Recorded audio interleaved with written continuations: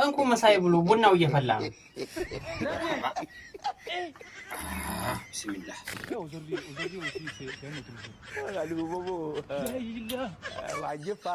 الحمد لله بلان تطن جوت انجت شغام سانبر በልተው ከጨረሱ ቡናው እንዳይቀዘቅዝ ያዙ ምንድነው ይሄ እያዩት ቡና ነው ታዲያ ቡና በጆክ ነው እንደምሰጪኝ የሁሉ የገዛው ስንየት ገብቶ ነው ሰኒውን ትላንት እዛ ሰደቃው ቤት አነሰን ሲሉ ጊዜ ወስጀላቸው አላመጣሁትም በኋላ ሄጄ አመጣዋለሁ እንዲያ ነው እንዴ ይሁን ግዴለ